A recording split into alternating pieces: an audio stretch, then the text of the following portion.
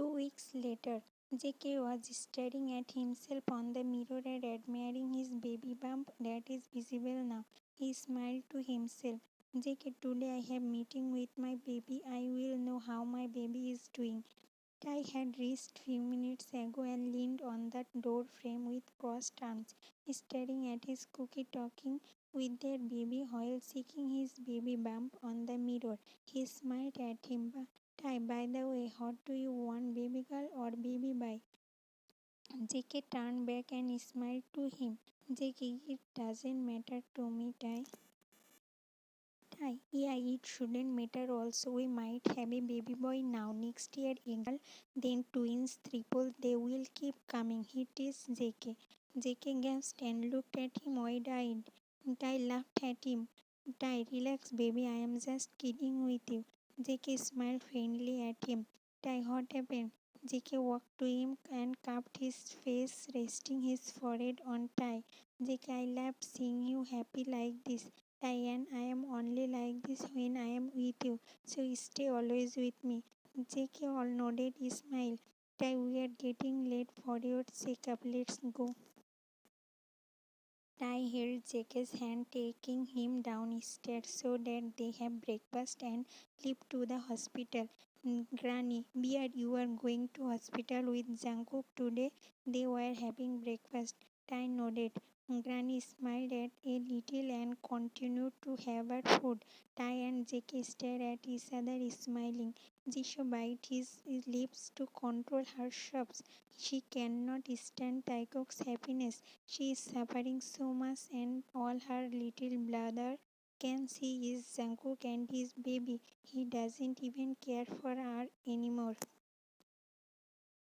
At hospital, doctor, congratulations, you are going to give birth to twins. Smiling after done with ultrasound test of JK, Tai gasped in happiness. He looked at JK, who was equally emotional. He hugged JK tightly in his arms and kissed his hair, whispering, Tai, thank you, Cookie.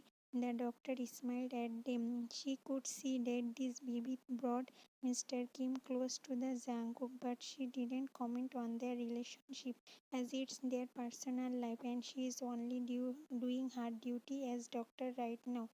Doctor, that's it. I will have you both alone for a while. See you for the next checkup.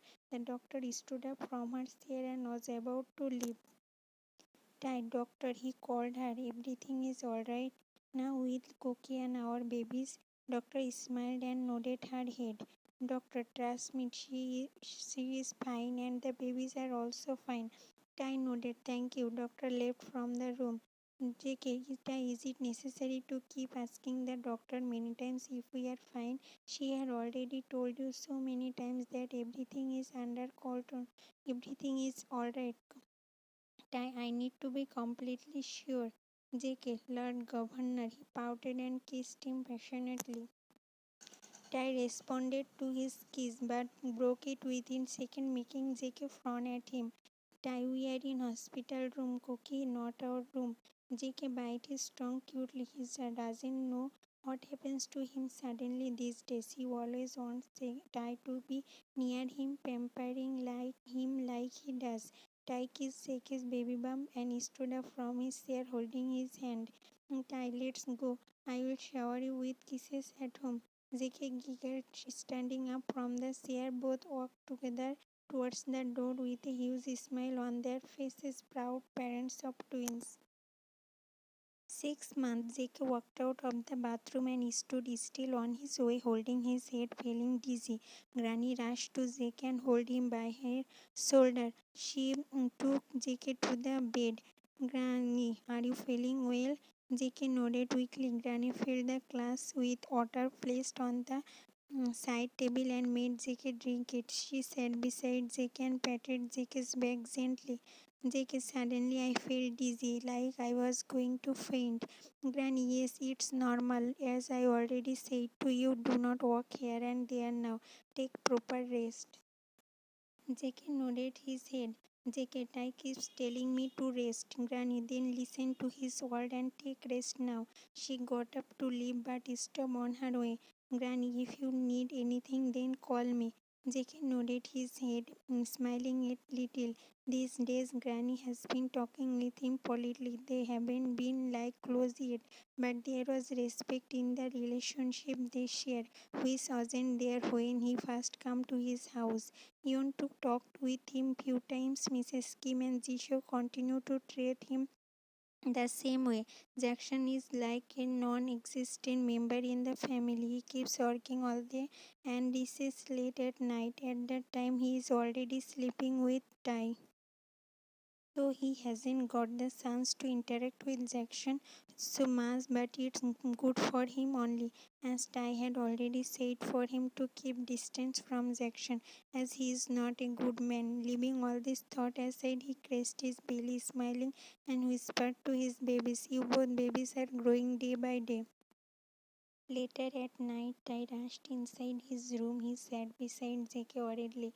"Ty Halamon, he told me that you are feeling dizzy in morning. Are you okay?" "JK, I am better now. Halamoni must have told you also that this is normal in pregnancy, but you didn't pay heed to her words." "Ty, I was worried for you. No matter how much I read or anyone tells me that this is normal when you are pregnant, I always tend to get worried." JK hit his forehead with his lightly smiling. "JK, I know you tired. That's why I didn't say this to you when we talked over the phone. I know you would have left everything and rushed to me." "Die serious, Tony. You shouldn't hide anything from me, okay?" "JK, I wouldn't hide it from you. I just didn't find it correct time to share with you. You were at office and after hearing that I felt dizzy, you would have got worried for me and then drive fast to reach Rome quickly, which could have resulted in an..." He could not complete his word as tears started rolling down his cheek. "Die, shouldn't cry. I understand now why you didn't tell me." He kissed his forehead. Ty went to fresh up, then he went downstairs to take food for him and cook as usual.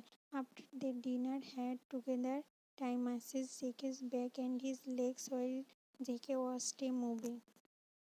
He finished messaging and made him lean on the headboard, placing pillows carefully behind his back. "JK, thank you," whispered and kissed his cheek. "I annoyed. How many times do I have to say for you not to thank me?" JK just smiled in response. I glared at him, shaking his head as he knows it's useless to scold him. Next day he is going to say thank you again to him. Ty checked this out, passing his phone to JK as he showed him picture of baby girl and baby boy's clothes. "JK, it's beautiful. Ty, did you brought clothes already for the babies?" "Ty smile. I have designed it myself for my little ones." JK, wow, he looked at Ty's surprise, then continued to see the picture. Ty placed a soft, gentle kiss of his temple. "Ty and I have also designed matching clothes for the mother and daughter for our mother and son," showing him other picture. JK, but the dress I do not wear like this, staring at the pink dress on the picture matching with a baby girl's pink dress too. Type, but after delivery I want you to wear light clothes only, Cookie. That's why these days I know you are not comfortable with short clothes. That's why I designed it long ones instead. They will cover you properly. Do not worry. I know you like it." He smiled faintly, then Ty placed his lip on Jake's before he thanked him again. They broke the kiss, spelling lack of air. Jake rested his head on his chest.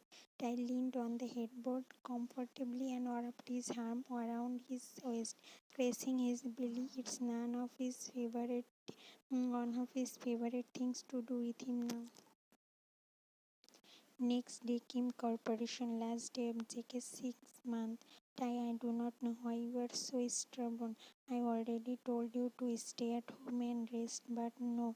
He holding JK's hand protectively and taking him inside office. Then JK pouted, resting his head on his shoulder as they ascended the stairs going to his cabin. "JK, every day I have to eat and rest. I am tired now." Ty dropped a kiss on his head and opened the door his cabin, letting him to take a step inside first. "Sana, good morning," said JK turned back when He heard a girl's voice greeting Time morning, Sana. Sana, hi, she waved at Jackie, smiling. Jackie that smiled back politely. Sana here and Mr. Swap files you asked for yesterday. Tai took it from her hand and walked inside the cabin, closing the door. He kept the files on the table and stared at Jackie, raising his brows at him with a soft smile on his lips. Tai, you have reached here. What will you do you now here? Jackie spouted, looking around as he realized that this was way more boring than anyone staying at home, where he could play with Danny, watch a movie, or chat with Jinyoung at the kitchen. Tai circled he made Jake sit on his chair and called the peon to bring red juice and snacks for Cookie. Tai, I have a meeting now. We'll come back soon to you. Okay, till then finish the juice and snacks. And he clicked on picture folder on his laptop. Tai, see this picture. Jake nodded confused. Tai left for the meeting and Jake went through the picture on his laptop. Jake, oh, when did he took my picture sleeping? He talked to himself, smiling, seeing so many pictures on his sleeping. Then picture of his baby bump, which I took it some from the first month till now. Few random pictures of his smiling on his poolside, taking care of his plants, playing with Danny, and at last he found the ultrasound video of their babies. He got tears in his eyes seeing all this. He was so lucky to have found a man like Tai who gave him all his happiness he never got from his family. A knock on the door made him wipe his tears away and compose himself before asking the person to come inside the cabin. He thought it was the peon who came with juice and snacks. Sana walked in the cabin and she sat on the opposite chair to Jackie, smiling politely. Sana, sir is in a meeting. I thought I should stay with you until he comes back. Jackie, smiling, thanks. Sana, by the way, I am Sana Kim Thang's ex-girlfriend. The smile faded away from Jake's face, but he managed to compose himself. Jake, I am Jungkook, Sana, surrogate mother of his child, right? Jake nodded his head sadly. For the world, this was the truth. He was just surrogate mother of Kim Thang's baby. Sana, thank God that you were just surrogate mother of his child. And after giving birth to the baby, you are going away from his life. I would pity you if you were his wife. Roll her eyes. J.K. Hoy, front. Sana, because he broke my heart just to fulfill his granny's wish. Before taking the decision of having this baby, he was having a relationship with me, but suddenly he came one day and broke up with me, saying that he was going to have a child through IVF and he does not want me in his life anymore. Just tell me, Jungkook, is this fair? I dream of marrying with him and have a baby with him also, and he just broke my heart like that just to fulfill his granny's wish. He is not a real man. He is just a coward. Sana, anyways, I will get going now. I have lot of work to do. It was nice talking to you, Jungkook. In hurry and left from there. Minute later, Tai came back to the cabin and found Jake lost in her thoughts. Taekook, you didn't even drink your juice and neither touched your snacks. Jake, angry tonight, didn't feel like eating or drinking anything. Taekook, tell me you checked the picture at least, he said as he stood near Jake's chair and caressed his hair lovingly. Jake looked away and stood up from the chair. Jake, I did, and I hope I am not just another Sana in your life. I frowned, hearing him. What are you talking about, Cookie?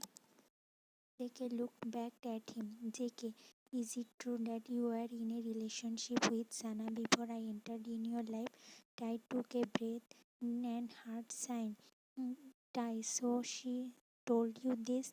Jake, how could you do this with a girl? Tai, you broke her heart just to fulfill Hanamone's wish, cried. I never thought you were such a cruel and heartless man. Tai, Cookie, do not talk about things you do not know about. Jake angrily, she told me everything already. You are just like every other man. Use a girl and throw her away when you do not need her anymore. Promise that you will love her till the rest of your life. And what when a problem comes up, you didn't even think twice to leave her hand forever.